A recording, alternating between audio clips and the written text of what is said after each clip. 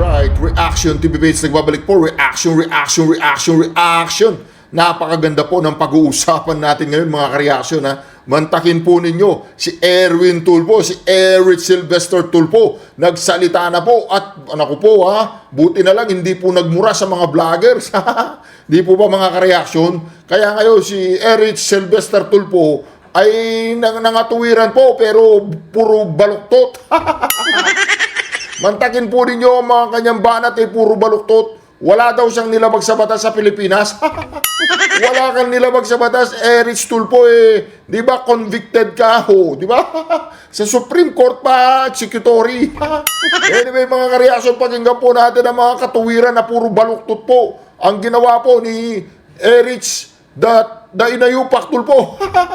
Buti na lang hindi po naginayupak si Eric at saka hindi po siya tinawag niyang ano ba yun, inayupak.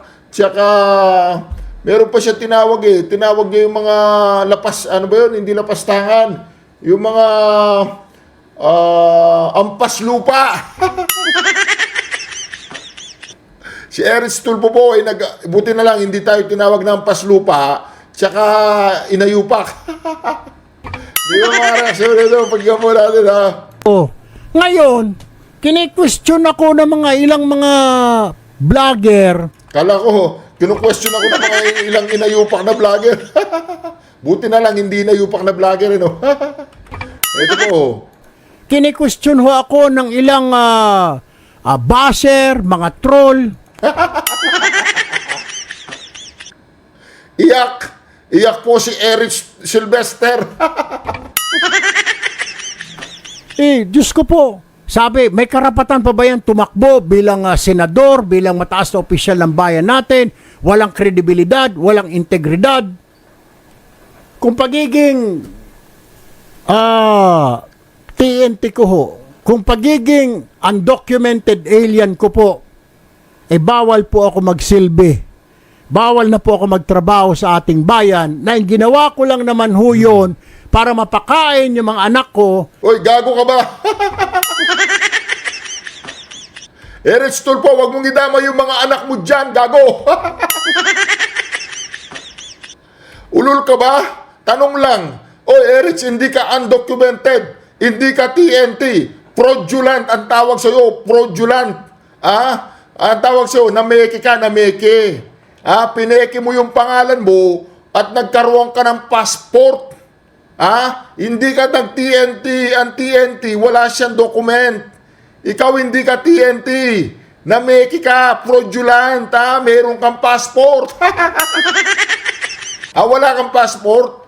Pakitanggal po ang passport sa record in aid of the legislation. Oy, gago ka ba? Wala daw siyang niloko. Ulitin po natin, pakinggan natin itong katarantaduan na naman ni Erwin Tulfo.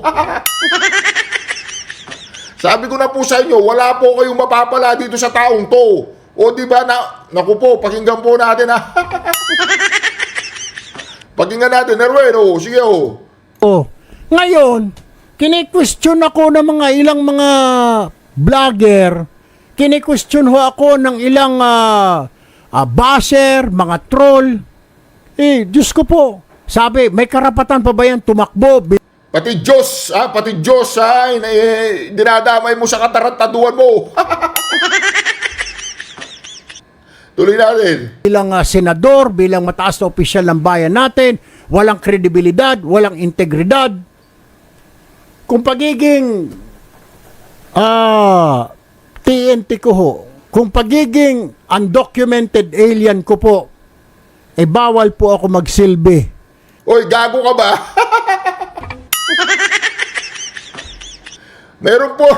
Meron yatang depresya po sa pag-iisip si Erwin. Meron ka bang depresya sa pag-iisip? Hindi ka undocumented. Hindi ka TNT, fraudulent. Nagsinungaling ka na ang pangalan mo, Eric Sylvester Tulfo, na pinanganak ka sa Hawaii. Yung matris ng nanay mo, dinala mo sa Hawaii. Naku po, Erwin Tulfo, kung ako sa'yo, tumigil ka ng magsalita, bigyan mo naman ng kahihiyan ang sarili mo. Hindi ka TNT.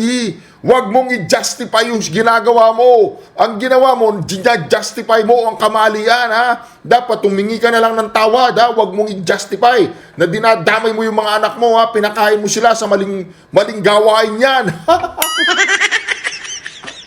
Bawal na po ako magtrabaho sa ating bayan na yung ginawa ko lang naman ho yun para mapakain yung mga anak ko, para maitawid yung mga anak ko sa paghihirap. Kung kasalanan ho yun sa tingin ho ninyo, then guilty po ako. Hindi kasalanan sa tingin namin yon. Kasalanan talaga yon kasi pambubudol ang ginawa mo eh. Hindi ka nagtago, hindi ka TNT, hindi ka undocumented, Erwin. Oy, gago ka ba? Hindi ka undocumented. Meron kang passport, meron kang documents. Ang ginawa mo, pinrodulant mo.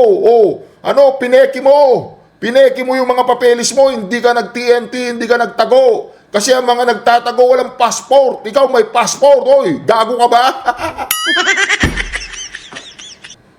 Tuloy. Pero ito lang ho masasabi ko, wala po akong nilabag na batas dito sa ating bayan. Wala kang nilabag sa batas sa ating bayan, Erwin. Oy, convicted ka.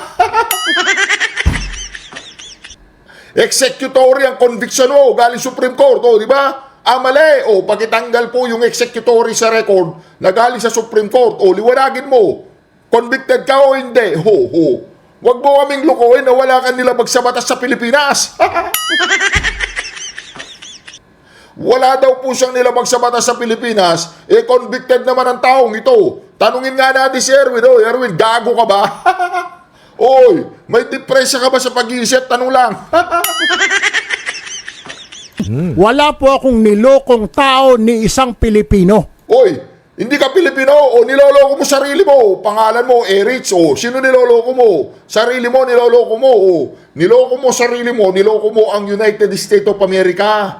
Ang sinabi mo sa kanila, pangalan mo, Erich Tulfo.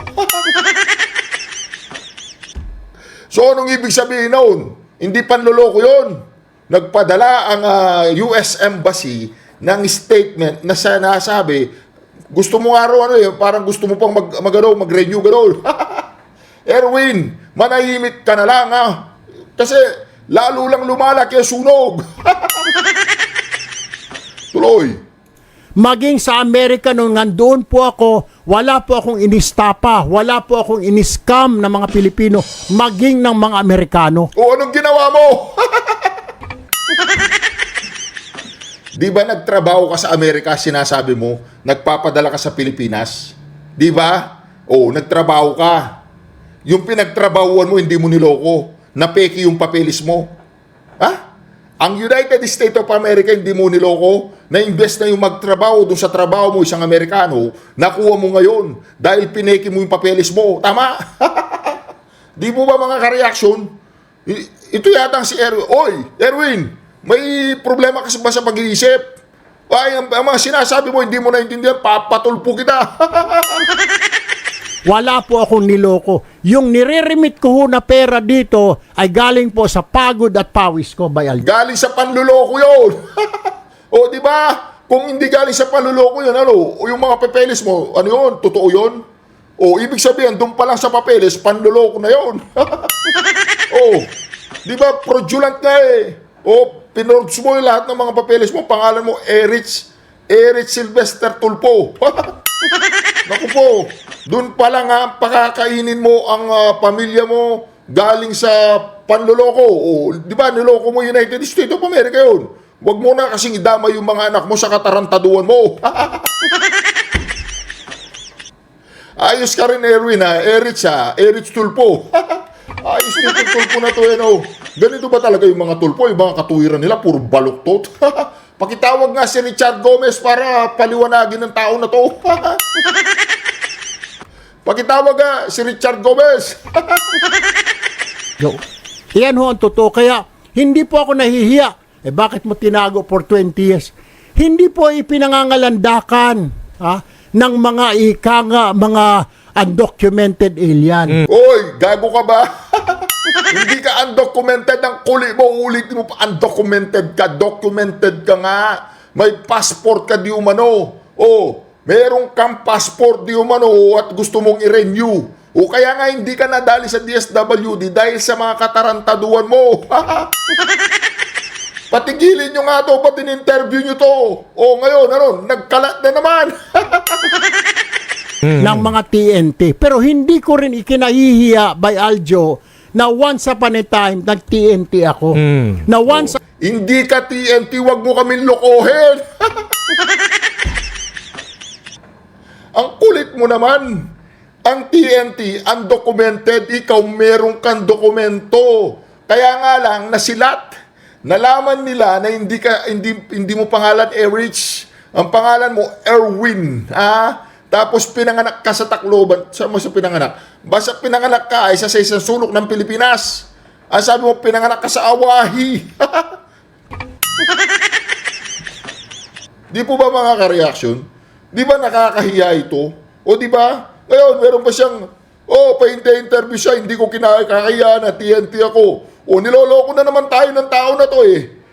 Hindi TNT ang tawag sa'yo, Brad. Ang tawag sa'yo, fraudulent. Pamimeke. upon a time, illegal alien ako. Once upon a time, nagtrabaho ako na undocumented.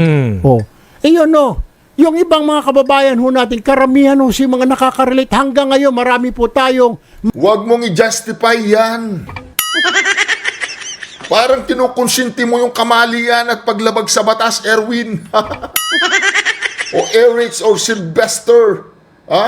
Huwag mong i-justify yung mga TNT. Baka dumami pa yung mga TNT at malalagay pa sa panganib yung mga kababayan mo, Erwin. Dahil ang mga TNT, inaabuso yan sa ibang bansa. Nagtatrabaho ng sobra sa oras, wala tamang sahod. Hindi tama yung kanilang healthcare kasi nga TNT sila. Napakadelikado ng sitwasyon ng mga TNT doon, Erwin. Huwag mo na silang idamay, hindi ka naging TNT, ikaw ay naging fraudulent. Naku po. Ganito ba yung gagawin nating senador? Hindi niya alam ang kahulugan ng TNT, tsaka pineke mo yung pangalan mo at pineke mo yung yung basta yung mga details mo. Mga kababayan tayo na nag-OFW na walang papel. Na tumatakbo sa Amerika. Mabuti nga ho kayo ngayon, swerte na. Meron na po marami ng bansa na pagpipilian, hindi lang Amerika. Meron pupunta ng Dubai, pupunta ng Thailand, ng Singapore, ng Hong Kong. Tapos hinaharang dyan sa immigration. Pag tingin ng immigration officer, dududa sila na magta-TNT lang. Minsan hindi ko nasisisi yun, Bayaljo eh. Pumupunta lang yung mga yun para kumita, maghanap buhay, hindi yung magwawalang hiya sa bansa na yun. Hindi ba kawalang hiya yun, Erwin, Lolokohin mo yung isang bansa, magtatago-tago ka doon. Illegal yun bawal yun. Hindi tamang gawain yun, pinaghahanap ng batas yun. Kinukulong nila yun sa Amerika, dinidetain nila yung mga TNT. Bawal yun, Erwin. Pagwawalang hiya yun. At yung dignidad ng isang tao nagti-TNT, hindi po natin kinu-question yan. Ang kanilang intensyon ay pakainin ang kanilang pamilya at mapadala ng pera. Pero ang nililinaw po natin dito, mga ka-reaction, itong si Erwin Tulfo, hindi TNT ang tawag sa'yo kasi documented ka. Yung nga lang, fake. Di po. Titirada ka pa dapat nanahimik ka na lang. Sige, tuloy. Hindi ho sila magdadala ng kahihiyan sa bansa na yon. Pupunta ho sila doon para magtrabaho, para mapakain ang anak nila. I can relate by Aljo kasi isa ako na ganon. Hindi. Huwag mong itulad ang sarili mo sa kanila. Wala silang kapangyarihan na lokohin ng United States of America immigration. Wala silang kakayang ginawa mo. Isa kang one in a million. Mantagin mo yan kaya mo nga pekihin yung identity mo para kang siya born identity hindi mahirap, madalang lang ang nakakagawa ng ginawa mo, Erwin. Kung lahat ng tao kaya nilang gawin ang ginawa mo, pepekihin nila sarili nilang pangalan at dadalhin yung matris ng nanay nila kung saan-saan, marami nang gumawa niyan. Pero nga hindi pangkaraniwan ng kapangyarihan mo, Erwin. Meron ka na natatanging kapangyarihan na katarantaduhan ang ginagawa mo pilit mo pa rin tinutuwid sa mata ng mga mamamayang Pilipino. Mantakin mo yan. Erwin, ano yung ginagawa mo, Erwin? Hindi tama yan. Mali yan. Huwag mo nang lagyan ng katuwiran ang ginawa mong mga katarantaduhan sa buhay mo. Sabihin mo na lang, nagkamali ako. Sa punto ng buhay ko, pineki ko yung sarili ko, yung matris ng nanay ko, dinala ko sa Hawaii. Diba? Doon ako pinanganak. Alam nga naman, papanganak ka doon, walang matris. Diba? Na undocumented OFW. Hindi ka nga undocumented. Gago ka ba? Gago ka? Rapi, pakikausapin mo nga tong kapatid mo na to. Kausapin mo. Pares lang kayo. Huwag mo nang kausapin. Mantakin mo yan. Hindi ka nga undocumented. Meron kang documents. Kaya nga lang, nagpadala yung immigration, yung embassy. Ano ba yan? Basta't man nagpadala ang Amerika, na isa ka raw fraudulent. Pineki mo ang pangalan mo. Ginawa mong Eric Sylvester Tulfo. Nagkaroon ka ng passport di umano at gusto mo pang i-renew. Tama ba yun? Tama. Tanong lang. Nagkaroon ka ba ng passport, ng American passport at gusto mong i-renew? Kaya hindi ka binigyan ng DSWD ng tinatawag na appointment, na-appoint ka bilang Secretary of DSWD na wala namang problema sa amin kahit ano pa marating mo sa gobyerno. Kaya nga lang, ang mga tao sa paligid mo hindi natutulog. Alam nila yung mga kagaguhan mo. Ngayon, meron ka pang tapang magsalasalita sa interview na yan, Erwin. Walang hiya ka na ba talaga? Tanong lang. Kaya nga naintindihan ko ho yun. Yung mga pinapauwi, yung mga nahuhuli doon, pinapauwi. I feel them. I can feel them. Hoy, gago. Paano mo mapifeel Hindi mo sila mapifeel kasi hindi naman sila nagkaroon ng passport na katulad mo. Inayupak ka, Tulfo, ha? Inayupak ka. Isa kang ampas lupa. Nang galing sa kanya yun, ampas lupa at saka inayupak. Babalik ko lang sa kanya. Tatanungin natin siya, gago ka ba, Erwin Tulfo? Bakit mo sinasabi yan? Hindi ka nga TNT, pinipilit mo, TNT ka. Documented ka, di ba? May passport ka. Documented ka, fake nga lang. Yung mga TNT, walang documents ang mga yun. Naghahanap pa ng mag-girlfriend yun tsaka boyfriend, pero bawal pa rin yun. Wala silang magagawa kundi magtago na magtago. Tapos, yung mga kababayan natin yun, naaabuso yun. Inaabuso sila doon. Oras, sobra, ganyan. Maraming klase ng pang-aabuso sa mga undocumented. Kaya wag natin silang i-encourage ang ating mga kababayan. Magdildil tayo ng asin dito, magdildil tayo ng asin.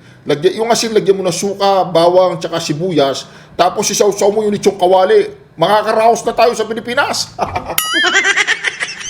Yung kanilang lungkot, sama na loob, wala ng trabaho. Yun lang ho yun. Sasabihin nyo, walang credibility na itong tao na ito, wala ng integridad. Paano magiging walang integridad? So, ibig mo ba sabihin sa lagay na yun, may integridad ka pa tsaka kredibilidad? Aminin mo na lang na nagkamali ka. Hindi ka lumaban ng patas sa batas. Isa kang lawbreaker, citizen. Sasabihin mo, wala kang nilabag sa batas sa Pilipinas? Convicted ka nga Supreme Court na nagsabi, Di po ba mga ka-reaction? Tama. Tanong lang, Erwin, tanong lang. Convicted ka ba? Di ibig sabihin may nilabag kang batas sa Pilipinas. Ako, ang dami kong nilalabag na batas Sa Pilipinas, ang dami kong nilalabag sa batas. Sabi ng batas ng Pilipinas. Di ba? Mag-exercise tayo tuwing umaga. Hindi tayo nag-exercise. Batas 'yon. Batas ba 'yon? Hindi. Sorry naman. Di po ba mga ka-reaction? Kung ang isang dating TNT, isang dating nagtrabaho na walang papel sa abroad, ay pag umuwi dito, wala na pong integridad. Ang kulit mo naman, Erwin, di ba may papeles ka? Ang pangalan mo, Eric Sylvester Tulfo. Yun lang, may papeles ka, fake. So ibig sabihin may papeles ka, nandun ka, may papeles ka. Meron kang papeles at meron kang passport. Ang nangyari nga lang, nasilat. Hindi ka undocumented. Documented ang tawag sa'yo. Meron kang documents. fake nga lang. At hindi na po siya pwede magsilbi sa bayan. You tell me. Bawal na ba yun? Hindi ka na pwede magsilbi. O, tingnan mo, yung kasama niya, hindi makapagsalita. Kasi nga, ang pinagsasabi ng tao na to, puro mga katarantaduan. Wala naman ako nilabag na batas doon. Ibig sabihin, hindi po ako nag-scam ng mga Pilipino-Amerikano. Hindi po ako nagnakaw doon. Wala kang nilabag sa batas, Rich. Ano ang ginawa mo? Hindi ba paglabag sa batas ng Amerika yun? Hindi. Hindi paglabag yun. Legal ang ginawa mo. Pakitawag nga siya, no? Si Richard Gomez. Pakitawag, si Richard, si Goma. Paki-explain kay Erwin kung tama ang ginagawa niya, pinagsasabi niya. Hindi ba ako nagnakaw sa gobyerno ng Amerika? Ang ginawa ko lang po ay magtrabaho. Hindi. Pineke mo yung mga papeles mo bago ka nakapagtrabaho. Lalong wala po akong kaso rito. Tutuloy pa ba po natin to? Wala daw siyang kaso dito, convicted nga. Hindi ba ako nagnakaw sa gobyerno ng Amerika? Ang ginawa ko lang po ay magtrabaho. Lalong wala po akong kaso rito. Wala po akong kaso ni isa dito sa panloloko, pagnanakaw. Wala po. Wala. Wala kang kaso, convicted ka lang ng libel. Panloloko yun. Higit pa sa panloloko yun. Libel yun eh. Po akong in-scam na Pilipino. At ikaw ay Pilipino. Exactly.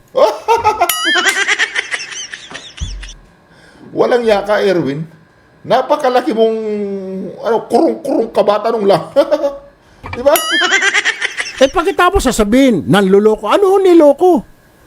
Alam nyo, ang alam mo ba, isa lang ito eh. Kaya binabanatan tayo dahil number 1 ho ako sa survey. Malakas. Putang ina survey na yun. SWS. Alam na ng buong Pilipinas yan na puro kasinungalingan ng mga ginagawa nila dyan.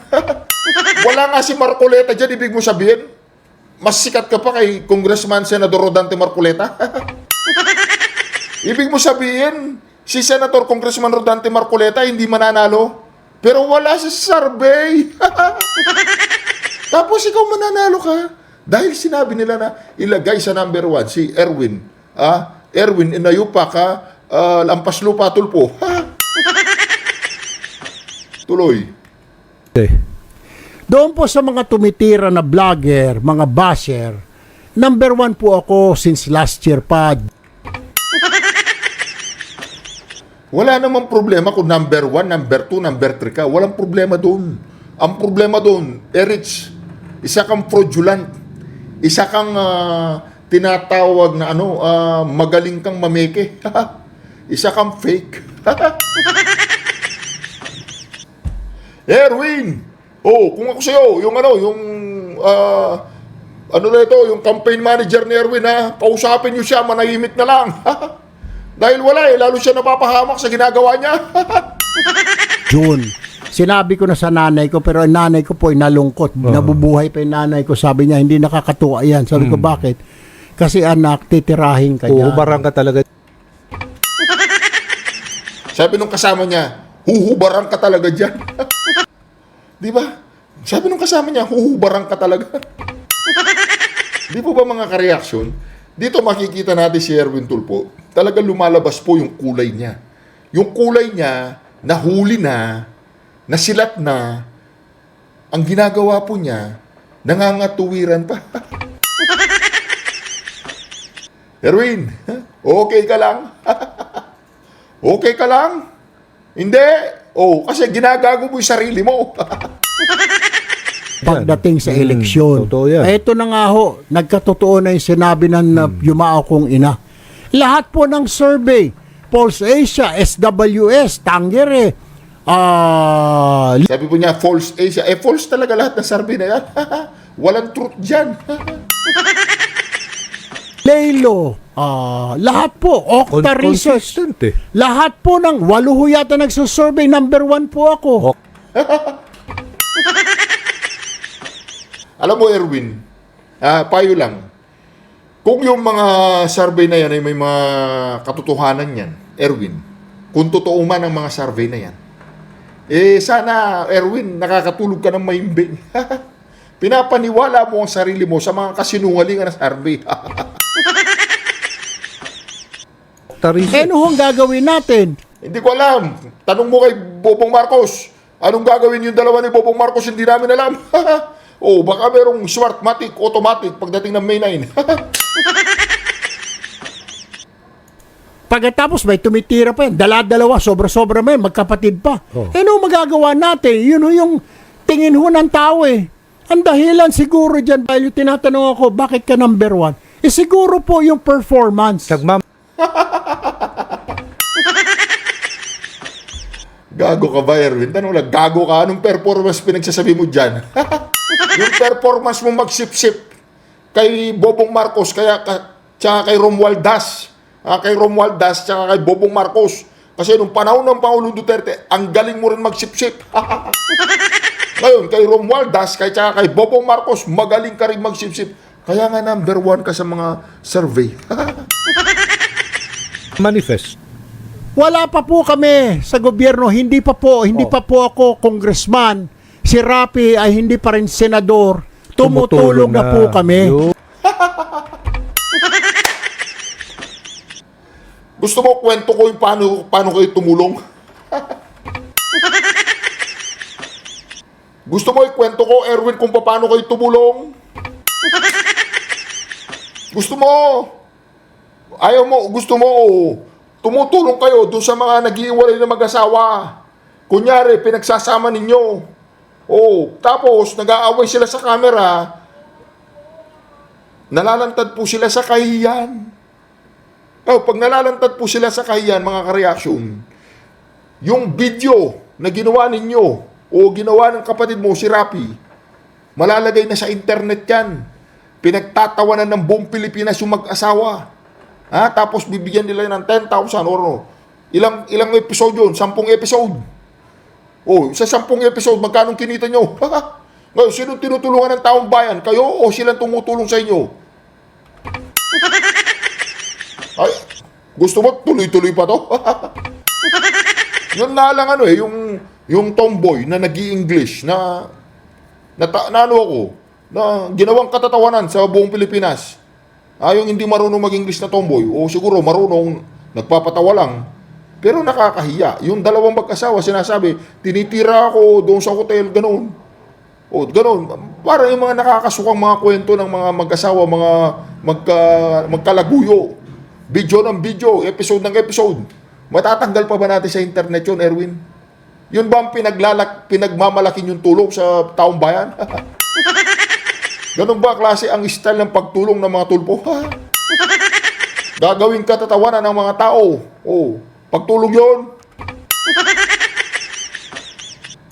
Naikukumpara po kami sa ilang mga opisyal politiko ng mga kababayan natin. Lumapit po kami kay ganun, sir. Wala pong binigay. Ang binigay, pampalibing. Nagbigay lang po ng 100. Lumapit po kami kay ganun. Ang binigay po ay 50 pesos, pampalibing. Kaya dito po kami lumalapit. Hindi pa po kami dyan mga opisyal ng gobyerno. Lahat po kami kay... So, binigyan nyo ng pampalibing. Magkano binigay nyo? 10,000? Ilang video yun? Ilang video yun? Nakabidyo yun? Hindi pwedeng hindi nakabidyo. Hindi kayo magbibigay ng hindi nakabidyo. Ilang episode yun? Sabihin na natin binigyan nyo sila 100,000. Ilang episode yun? Magkano kinita nyo sa mga video nila? Huwag nga kami, Erwin. Huwag kami. Vlogger din kami. Vlogger din yung kapatid mo, si Rapi. Vlogger kayo. Alam niyo ang kitaan sa YouTube. Kay Ramon, kay Ben, kay Rapi, ako. Nakita ho siguro ng mga tao. Siguro ang tao na ho nagsabi, ilagay kaya natin mga ito sa gobyerno. Alam niyo mga ka-reaction, itong mga tulpo na to, nakilala na natin sila. Alam na natin ang mga hokus-pokus nila. Hindi natin sila tinitira dahil sikat. Hindi natin sila pinupuna dahil pinupuna natin sila kasi umasa tayo na yung kanilang pagkatao, kredibilidad at kanilang mga personal ay malinis at totoo ang kanilang pinagsasabi, pero maraming instance na napatunayan natin. Ito si Erwin Tulfo, sabi niya wala siya niloko. Niloko mo ang buong bansang Amerika. Anyway, mga ka-reaction, kayo po ang balang mag-react dito sa mga pagngangawa ni Erwin Inayupak, Ampaslupa Tulfo, Eric Sylvester Tulfo, kung ano man yan. Puro mga katarantaduan ang ginagawa ng Tulfo na to. Anyway, mga ka-reaction, God bless you. Shukran. Duterte. Duterte. Duterte. Erwin, tawagin nyo, si Richard Gomez. O, Paging Goma. O, Goma, ano ba? Pakikausapin mo nga tong si Erich. Baka nabubuwang na naman. Hindi, buwang ka ba? Tanong lang, buwang ka.